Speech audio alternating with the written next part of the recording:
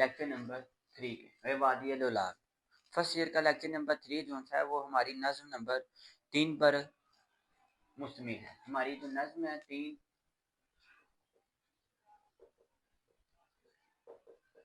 اس پر مشتمل ہے وادی لولاب.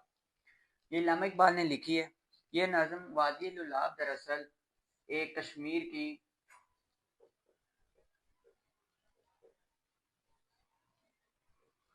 کی وادی ہے. یہ وادی پہاڑوں کے درمیان ایک حسن و جمیل کا اعلیٰ مرکہ ہے. یہاں ہم بات کریں گے اس کے خلاصے کی.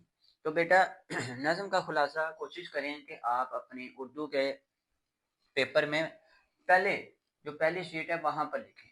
اور اس کا طریقہ کار یہ ہے کہ اس ایک شیٹ پر آپ کا صرف نظم کا خلاصہ ہی آئے. سوال اس طرح بنے گا کہ آپ کو جو بورڈ میں سوال دیا جائے گا وہ نظم کا خلاصہ اور مرکزی خیال پر مشتمل دیا جائے گا.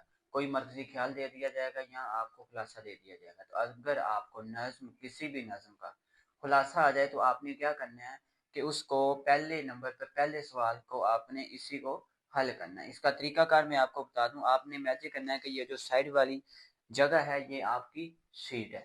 اس سائڈ پہ بھی دیکھ لیں تو یہ آپ کی شیٹ ہے. اس کے بعد ہم نے کیا کرنا ہے کہ شیٹ کے بعد یہاں ایک مارجن لائن آپ ضرور لگاتے ہیں. آپ نے وہ لائن لگا لینی ہے. یہاں پر بھی لائن لگا لی, یہاں پر بھی آپ نے ایک لائن لگا لی. ٹھیک ہے بیٹا, یہ مارجن یہ آپ کی شیٹ ہے, یہ آپ کی مارجن لائن ہے. اس کے بعد آپ نے تقریباً ایک سکیل کی جگہ ضرور چھوڑنی ہے. ٹھیک ہے, 1 انچ 1.5 انچ آپ نے جگہ یہاں سے بھی اور ادھر سے بھی 1 سے 1.5 انچ جگہ آپ نے لازمی چھوڑنی. اس کے بعد درمیان میں آپ نے خلاصہ لکھنا 6 سے 7 لائنوں کا. لیکچر کے نمبر پر یہاں آپ کا سوال آ جائے گا. یہاں آپ کا سوال ہے وادی لولاب اور ایک خلاصہ آ جائے گا.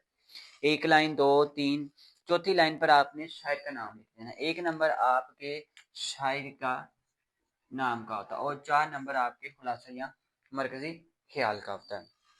پھر یہاں سے آپ نے مارجن جو لائن لگائی اس سے تھوڑی سی سپیس کے بعد آپ نے یہاں سے لکھنا جو آپ نے پہلی لائن لکھنی ہے اسی کو آپ نے فالو کرتے ہوئے نیچے جانا. اگر آپ لائن لگانا بھی بھول گئے ہیں تو یہ بالکل درست ہے, کوئی ایسا مسئلہ نہیں ہوگا.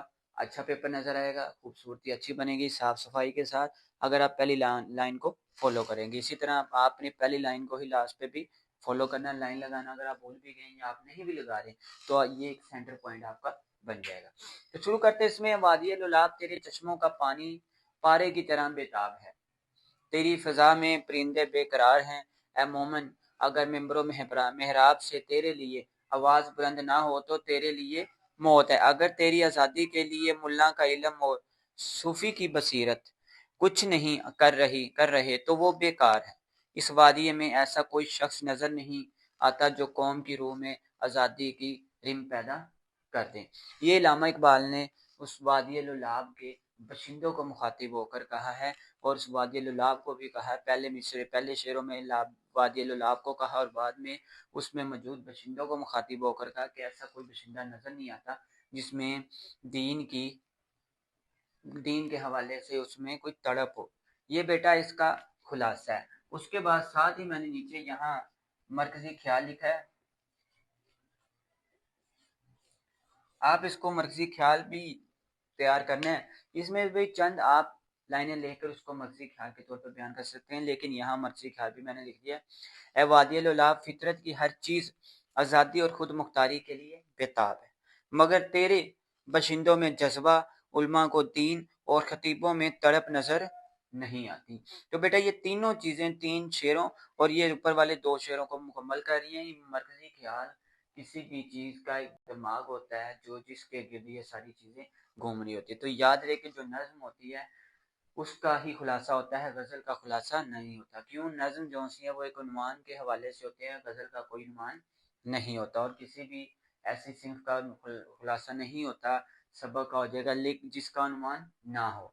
تو یہ آپ کا خلاصہ, یہ لکھنے کا طریقہ کار, اس کو لازمی بیٹا فالو کریں. آپ کے اچھے مارکس آئیں گے انشاءاللہ. طریقہ کار بھی اچھا ہے اور جس بچوں کی رائٹنگ بھی خراب ہے وہ بھی اس کو اگر فالو کرے تو کافی بہتر اس میں بہتری آئے گی, کافی بہتر طریقے سے وہ لکھ پائے گا. تو بیٹا انشاءاللہ آگے ہم اسی حصے کو آگے لے کر چلیں گے, اس کی تشریح کے ساتھ حاضر ہوں گے. تب تک کے لیے